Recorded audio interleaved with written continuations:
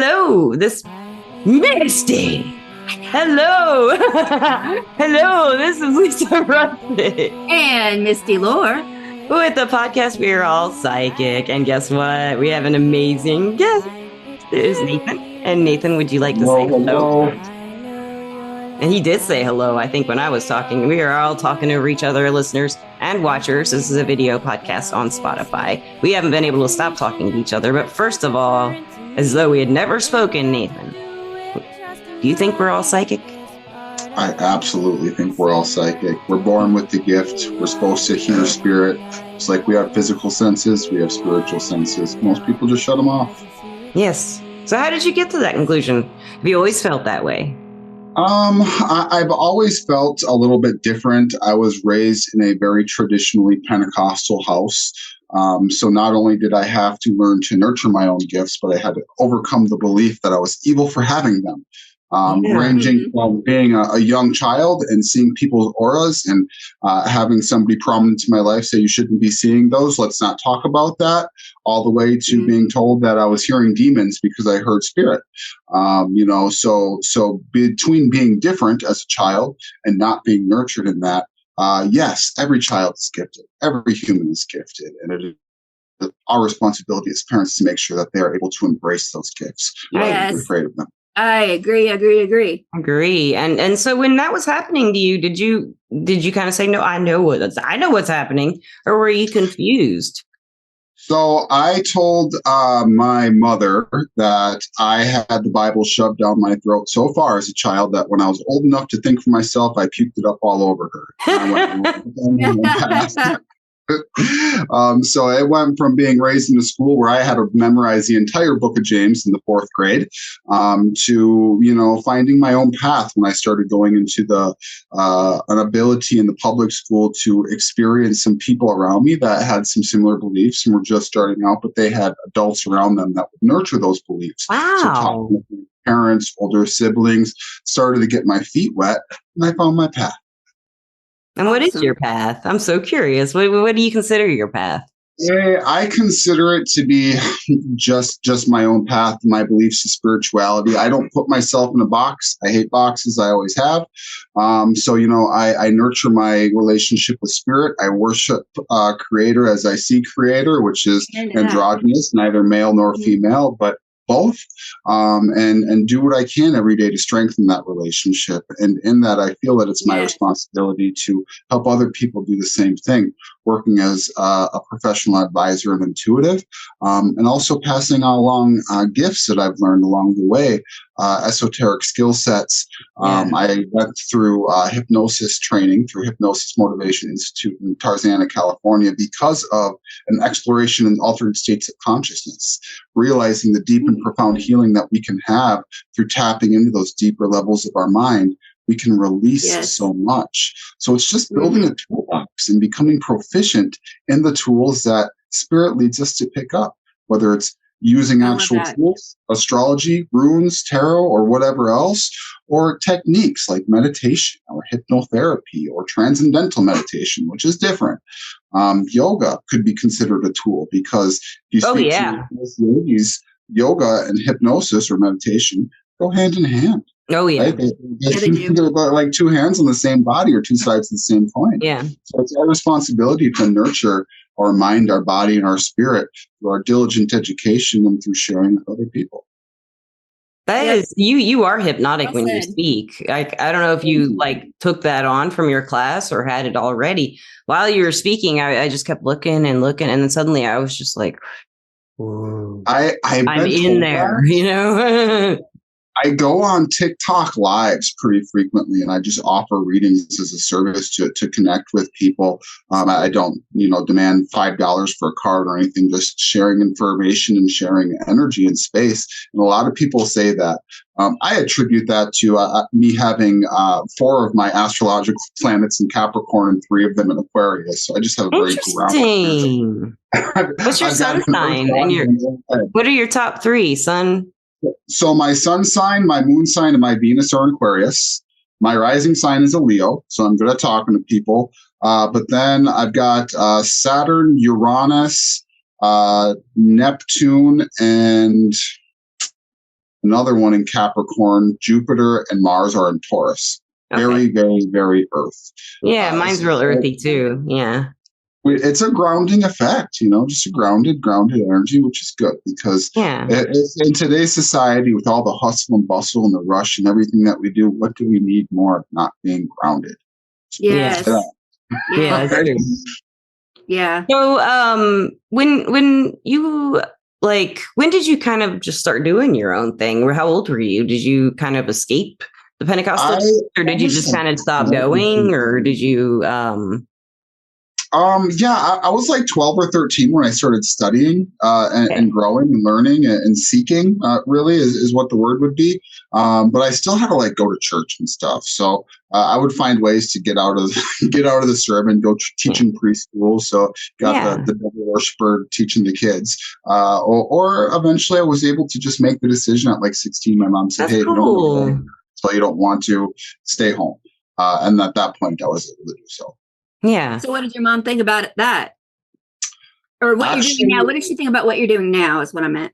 So now, fast forward 30 years, she actually is in alignment with a lot of my beliefs because she broke out of the church herself, started studying things, started learning things. Awesome. And in that she realized that a lot of the doctrine is constricting. It isn't intended to bring you closer to your creator. It's intended to create layers and separate you from that creator. Yeah, that's how a lot of the churches in the South are. South. Absolutely. Especially the Southern Baptist Church. They separate. You can't talk to God. Yeah, you can't talk to God. You have to talk to the priest or the pastor. You bet. You're not allowed to. So when we're working, when we're offering services, when we're delivering messages, whether it be through channeling and mediumship or through interpretation of cards, what are we doing if not talking to God? Right. So there's this. Exactly. There's a bunch of books in the Bible that were not included in the Bible, and they call it the Gnostic Apocrypha. Yes. And one of these books is the Book of Thomas, and I believe it's either Thomas 111 or 112. It's that the exact quote says, and Jesus said, "The Spirit of God is not found in buildings of brick and stone, but in you and all around you.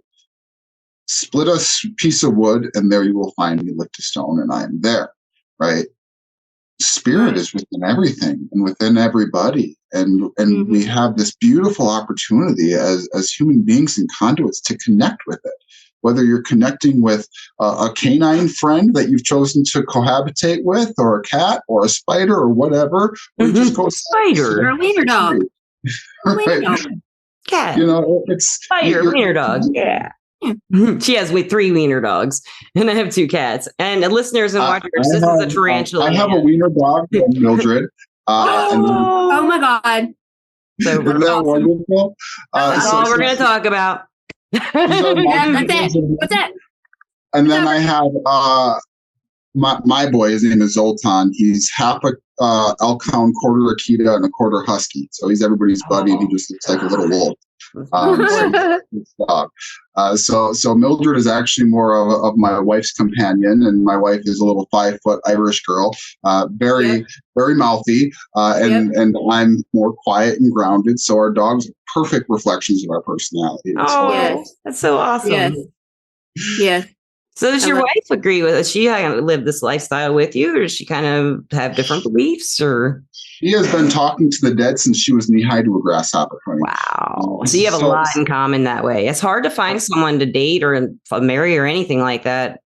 Absolutely. With these beliefs, who has the same thing happening all their lives, or even explored it, Absolutely. Especially up here. We're in such a secluded area. Our city has 13,000 people. How'd you find each other? Yeah, really. So I'm a recovered narcotic addict, and I use the word recovered intentionally. I feel that our words have power, and if I constantly put myself in the mindset of being in recovery, I will always struggle with my addiction. But if I declare being recovered over myself, which at this point, you couldn't talk me into putting anything in my body that isn't of the earth. So I was just out of rehab, actually, maybe for a couple of weeks. And I was hanging out with a couple of friends of mine who were exotic dancers. And it was April 20th, which was a holiday. I know what holiday that is. so that's a Michigan-wide holiday. She had a store called Sacred Spirits, and she was doing tarot readings and doing massage therapy because she's a massage therapist. And I walked into her store with these two exotic dancers, and she looks at me and she goes, "Oh boy, there comes trouble." That she invited me over to her house the next day for a sacred fire. She's also trained in Peruvian shamanism. So she was having a sacred fire ceremony, and I came by myself, and I bet you did. Everybody left. We spent the next 3 days talking, 72 hours, didn't sleep, nothing. We just connected for 3 days. Gosh, that's romantic. I had a feeling you two had a romantic story when I saw your picture on Facebook. And we have a romantic there's story. Chemistry in that. There's chemistry. There's a lot of chemistry. She is 13 years my senior. So there were some things to overcome. You know, my 4 kids are actually stepkids from a previous marriage. So 3 daughters and a son. And we've been together for about 14 years. We've grown a lot, but we've walked together through lifetimes. We came together in this lifetime to do the same. And that always comes with lesson, right? Yeah. Each other through fire sometime. Yeah. So, I mean, it's beautiful though. And we love each other to death. It's just, if we don't agree on anything, we agree on the fact that spirit is real and we are here to serve that spirit. That's really cool. And so the children, did they also embrace this kind of mindset, or have they learned from you guys, or did they walk their own paths? Or oh my goodness, yes. So they're all, I guess you would consider indigo or crystal children. They're star seeds. So I mean, we had a very, very active house growing up. I bet.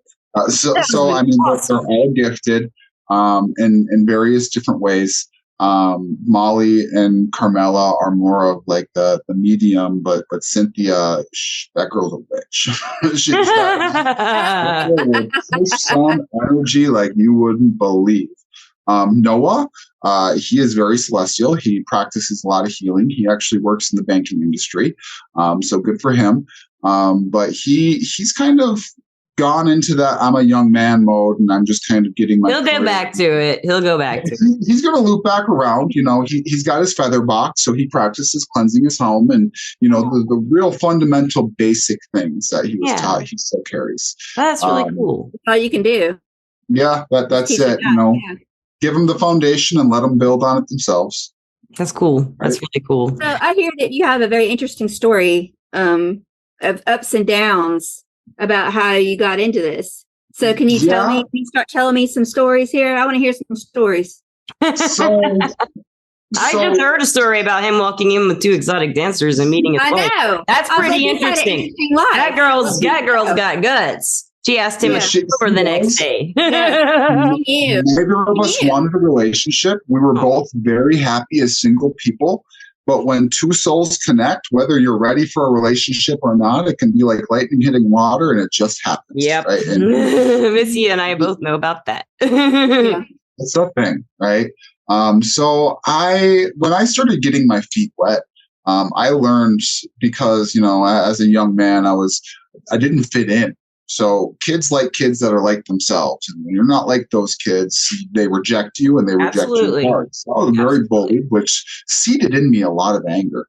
I didn't have a father figure. I had my sister and my mom raised me. My grandfather was kind of a father figure, but he was only there as much as he could be. So as an angry young man, I had these spiritual gifts and aptitudes. I had people that were teaching me about esotericism and magic and all of these different things. I started down the Wiccan path. I mean, who didn't at that age, right? Yeah. But, you know, when one of my good teachers went off to college, who was passing a lot of stuff to me at that age, I went straight down let's hang out with the darker stuff. Let's start. You had curiosity about it for sounds like all your life. Absolutely. The curiosity was there, but when you're broken and in pain, the dark it just comes to you.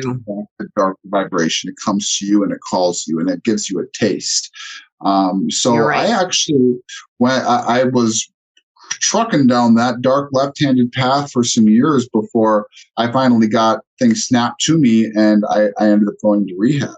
I I was a distributor of cannabis, and it was not legal at that time. I was working at a nursing home, and I got a call at 3:00 in the morning saying that the girl I was dating was dancing on a guy at the club. So I left work and I went to the club, and I drove down the one way the wrong way, and up came a police car this way. Oh, no. So I went to jail. And then the judge, because my parents both worked for the city and for the state, my mom and her husband, they were able to talk to a judge and say, hey, can you work out a deal? They said, go to rehab or go to jail. I went to rehab. I stayed there for 8 months for the program. Wow. I went on staff, so I was there for a total of 2 years, and then I left. I left at 21, 22 years old, which is when I met my wife. And now, I had detoxed myself. I had detoxed my mind. I had detoxed my body. And then I walk into this woman who's a Peruvian shaman, and there was no tolerance for unhealed energy, right? Yeah. Kids, I'm trying to walk right myself. I will either have a healed man or I will have no man. So she was actually a catalyst in that healing process. For the first couple of years that we were together up until we were married. In that I found my healing path. I got back to my healing roots. I was able to root myself and working in the light with a great respect and appreciation for the dark. But because of my time there, I'm able to approach it in a different way. And you can also see when people are there, you can help them. Yeah. You can help them with what's going on that way, not say, don't think that, don't do that. You can help them sort through it till they see the light on the other end of the tunnel. Yep. And then they can use that wisdom to see it in other people and, Absolutely. So like, I have a friend of mine who he really likes TikTok. And there was this thing going around TikTok where people were talking about these goetic spirits, which people call demons, but not DEMON, DAEMON, but they're the goetic spirits. What's a goetic spirit? I'm not sure what that is. So have you ever heard of a book called The Keys of Solomon? No. Okay, so Solomon the King. Okay. The lesser and the greater key, we have these goetic spirits. And on TikTok, they're talking about, working with these spirits. And my buddy comes and goes, what do you think about this? Because he always does that. And I said, don't touch it. Let me tell you why. Right. And he was able to get an education from an experienced person on why he shouldn't be listening to the people talking about it on TikTok. There's a lot of misinformation going around. And a lot of that information is going to pull people down paths that they don't need to go down.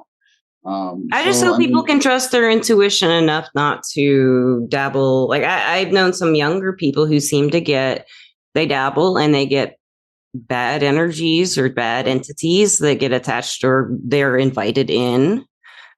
I've seen that, and don't even know. They don't know what they're doing. They don't know for sure what they're doing because they're only, say, 18 or something, and they don't know it's possibly something that can stay with them the rest of their lives. Well, look at what Hasbro did with spirit boards, right? I know. Yeah. Let's give these kids a gateway for a There's game. No instructions like create a bubble of light, around you, and only invite a nice one. Nothing like that. It's just a board. Nothing like that, So it's really, really important that people, when they're playing with these tools, I use that word loosely, that they know what they're doing, right? Yeah. It's not a game, not a toy. You don't play with it. You educate yourself and you use it with efficacy, just like you don't play with the chainsaw. Right? You might get your leg off. So or we cat. I don't know. Or dog. You don't know. Or tarantula. You don't know. Right. We do a lot of house cleansings and like purification and stuff like that for homes. People will call us in and, I'm having a haunting. Yeah. So we were in Green Bay, Wisconsin, which is like 90 miles from here. And this house was shaped like a figure eight. It was the weirdest thing I've ever seen. Only place I've ever seen this. Normally when you're like working with the spirit and you're trying to locate it, you can go through room by room and it's got corners. All of the rooms were circular. Very strange construction. So Weird. me and my wife go into this house, and she's got a few of her students with her, and they go this way and I go this way. And I go into a room, and this is this kid's room, and I put my hand on the wall and I close my eyes. And I get a vision of all of these entities standing around me in this room. And I'm like, okay, that's not okay. Take my hand off the wall, go down the hall, find a door, open it up, go down the stairs, take a right, go into a room with all these like old metal shelves in the basement, stick my hand in the back of the shelf and pull out a spirit board. And I look at the owner of the house and I say, where did you get this and why is it in your house? And she goes, well, I have a son who lives with autism, and his dad, they were divorced, keeps buying him these spirit boards because he wants them. I'll get rid of them. His dad will buy him another one. So I just threw it in the basement. This kid was using these boards, and these spirits were telling him to do things like hurting animals and things like that were just causing this energy to seep into this house. Stuff was flying off their shelves. We got some really cool pictures of the house cleansing where you can see like light trails coming in and out of the candles. And it's not like you'd see normal light. Yeah, it's not a flare or anything. It's just a line, a big bright line coming out of the candle, right? So we cleansed this house. We took the board. We took care of it, and they haven't had a problem in 7 years since. We actually Did the kid get better? The kid was in prison, unfortunately. The kid ended up growing up because this had been going on for some years, and at this point, he knew no different. Yeah, what was incarcerated because he made some poor choices. But the mom firmly believes that it's under the influence of external spirits that were attached because of this activity that he wouldn't stop doing. And as we know, I mean, individuals that live with autism, there's a wide spectrum of the ways that it can affect individuals. So, I mean, he was old enough and with it enough to make his own choices. And those were the choices he was making was, I want to dabble in this stuff. And it ended up just pulling him down a really bad road, unfortunately. Yeah. Which is why this stuff should come with a warning label. Unfortunately, something I've seen with some people, not in that case, I don't think, but some people, the younger people get misled, let's say, by other people who are older than them, who want them to either give them money or give them something or get something from them, bring them into their whatever congregation or whatever, and they'll tell them they can have this or that, and they'll get in their heads. And then, I have seen a young man possessed, and that was terrifying to me. And something came out of me, and I flew and stopped him from. And it was. I don't even want to get into that story, but it was the only time I've seen someone actually that I knew had a demon in their body, and they were looking at me through the eyes. The eyes were black.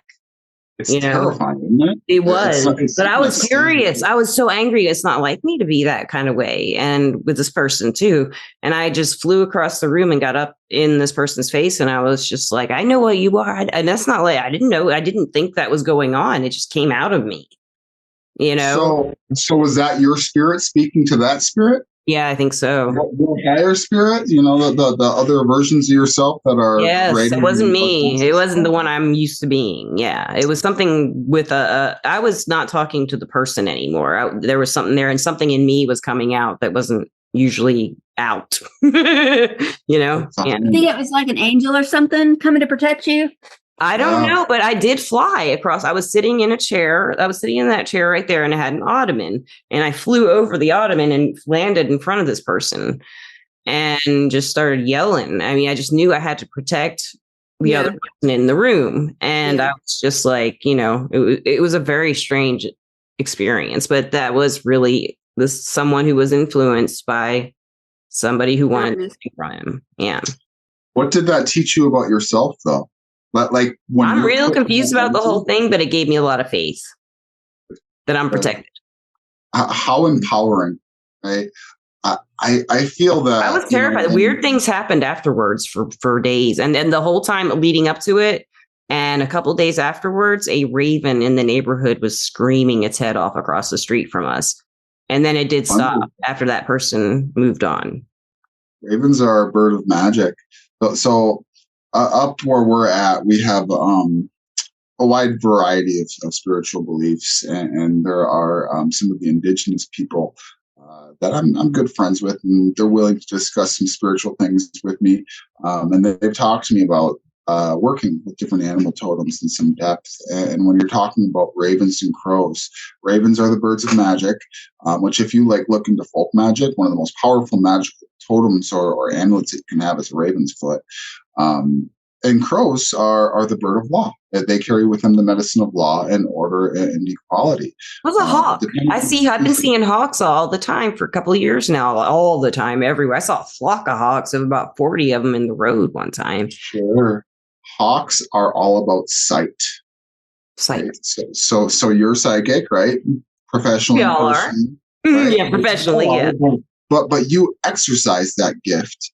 So why wouldn't an animal with a totem that really operates off of sight and second sight be following you and working with you? Yeah, they see me first. It feels like they see me first, and they come drive. Like I usually see them when I'm driving or standing. But if I'm driving, sometimes they'll fly right next to the window and a shadow, or make sure their shadow crosses my car. Yeah.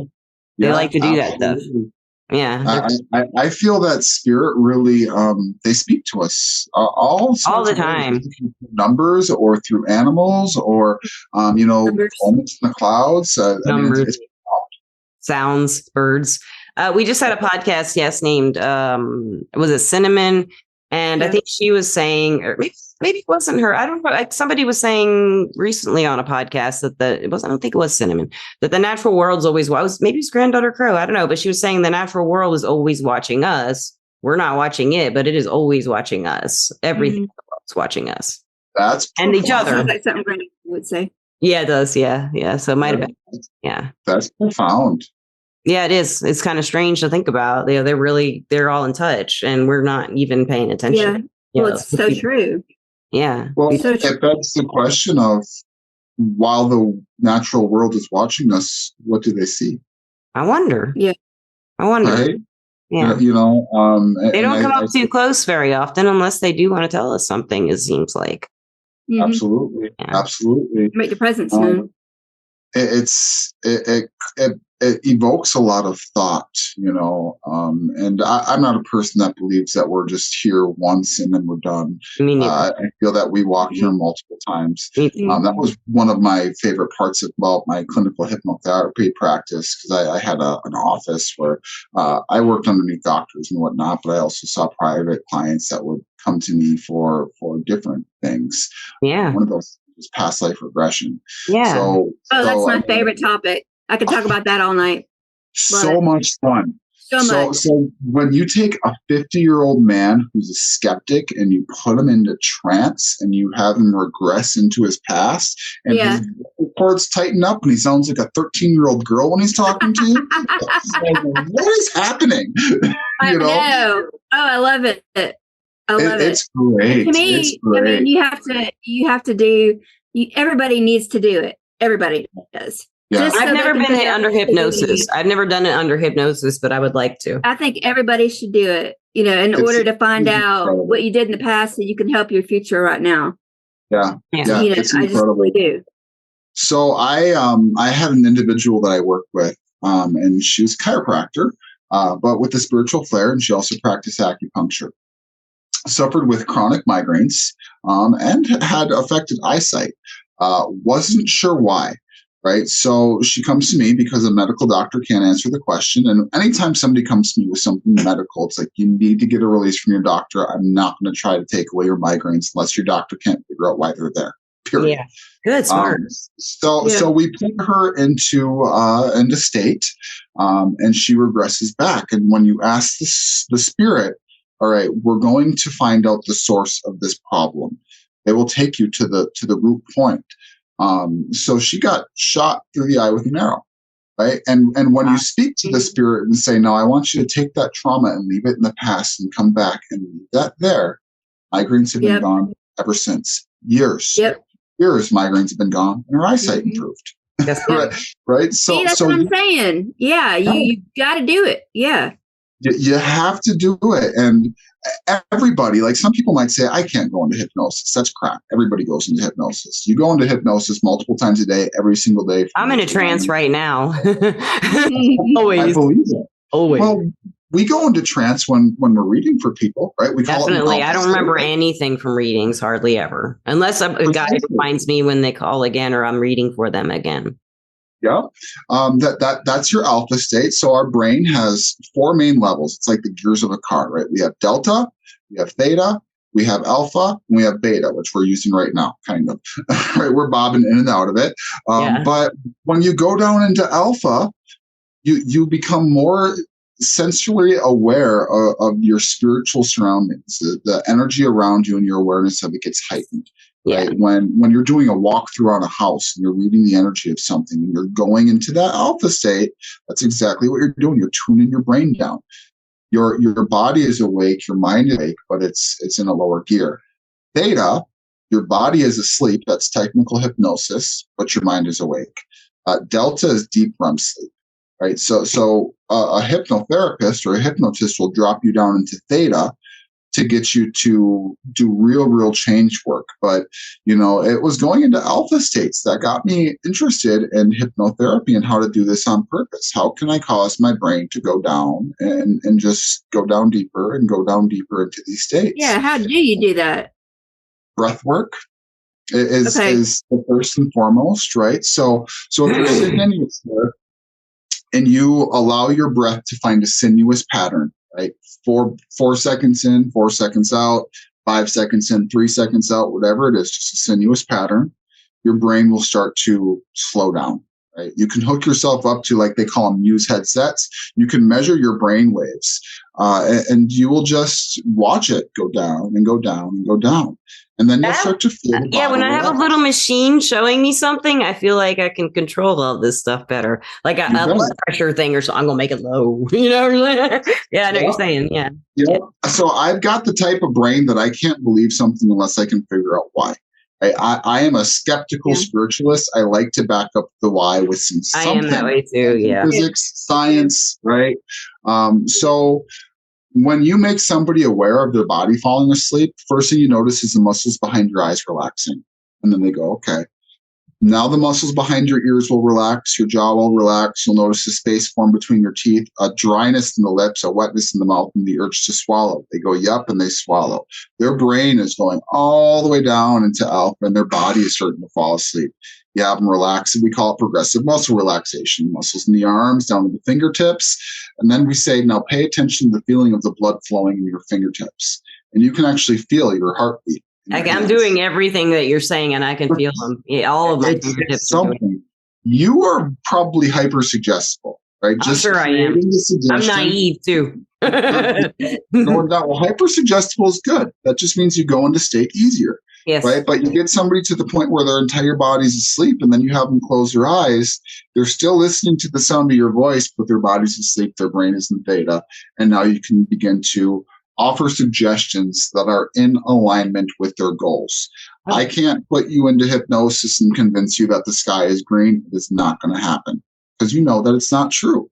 But if you decide that you want to release the desire for tobacco, nicotine through the use of vape, chew, or burnt tobacco, and that is in alignment with your goals, your conscious self and your unconscious self will say, okay, let's let this go and just be done with it.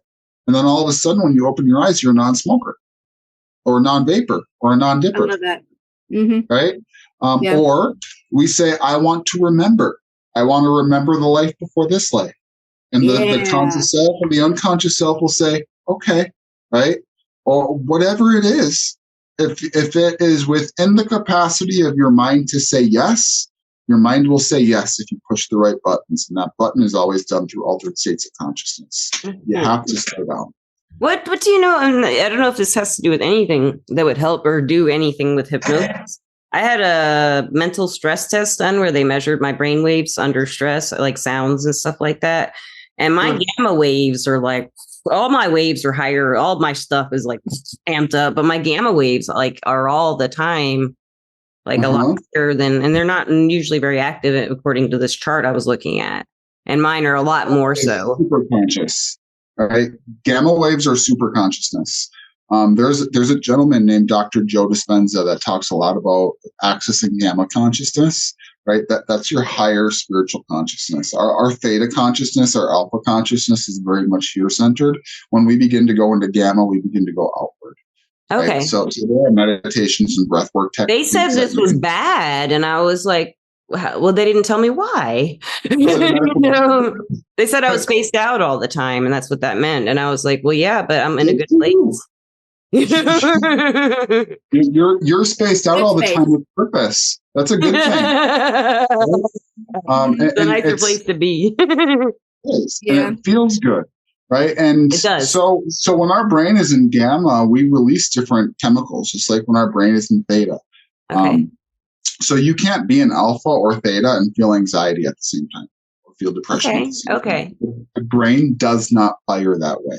Just like you can't be curious and anxious at the same time, right?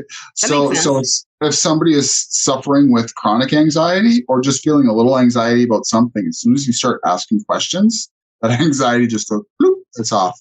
Gosh, that's great. I love that. I use that. So curiosity is a creative state. Gamma is your creative wave. And when you allow yourself to get real curious, you allow yourself to get relaxed. I am very curious. Creative, right? Yeah.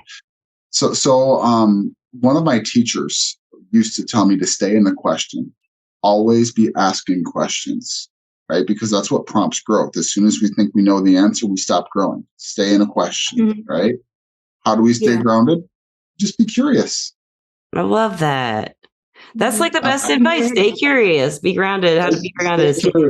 Man, right there, I think that's just like the best advice. I think that's like a brilliant place to like thank our sponsor, because I'm just like, wow, that's like perfect. I love that. That's what I'm going to name the podcast, I think. Something like that, something around. But before I thank the sponsor, where can we find you? Where can we know? Well, Everclear is the sponsor. I didn't know if you knew that, but Everclear is advice app and website, everclear.com, and you can get advice from psychics and empaths to get the clarity you need to create the life you deserve. Yes, I am on there. You deserve it.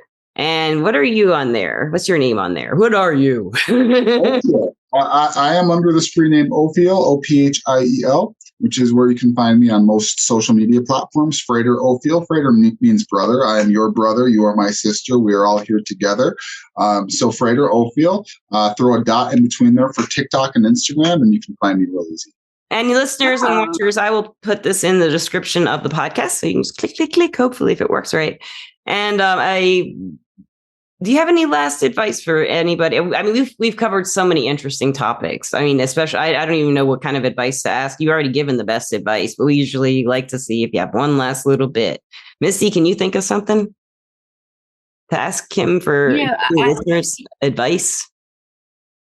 Well, gosh, I gotta think of where all we've gone. We've gone everywhere. I really like the last few things that you've said, especially with the past life regression and all that and getting hypnotized. But, I love the advice on, the breathing technique. I'm going to use that one a lot. Is there anything else that will get us there besides the breathing? What else? Any other advice? So we can create anchor points in our body. We can use a trigger. Okay. So if you take anything away from this, you take your thumb and your forefinger and you put them together and you squeeze when you inhale and you release when you exhale.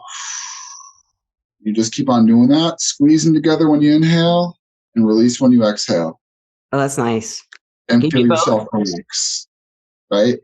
And when you're focusing here and you're focusing on the tension here and you consciously relax, that feeling is going to flow throughout your body. Right? Oh, I see. Yeah. Going up. And you can do that anywhere. Going into the horror that is Walmart, driving your car through rush hour, amen. Feeling stressed at work or in a confrontation with your spouse. If you are breathing and focusing on relaxation, relaxation will follow. Choose to stay relaxed because stress kills. It does. It does. Yeah. And it makes everyone around you like stressed too because they pick up on it.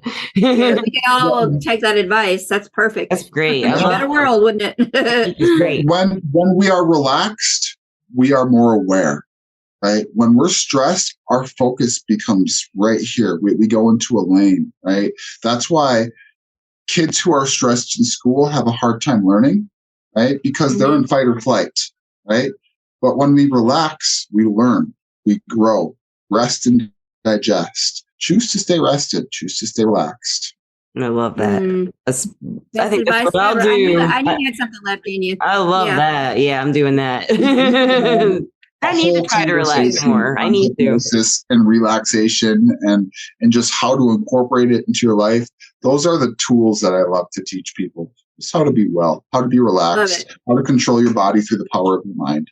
Nathan, we would love to have you back and give us more ideas about how to stay relaxed. I need more ideas to how to relax because I have a condition that keeps me in fight or flight all the time. It's hypermobile Ehlers-Danlos syndrome. And it does keep me in that state of fight or flight. And I manage it pretty well.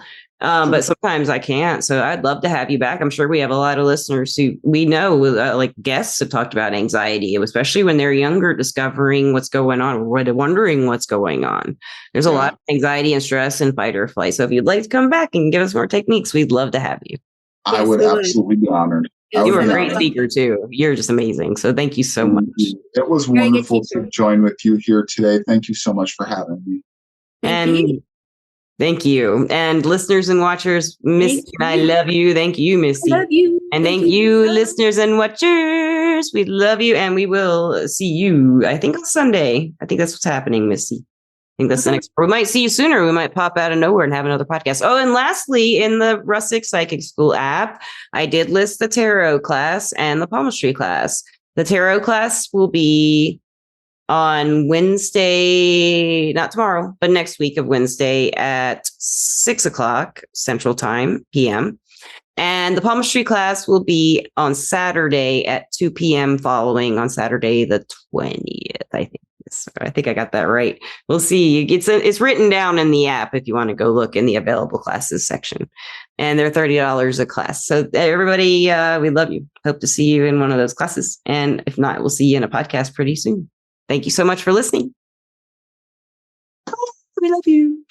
Peace out.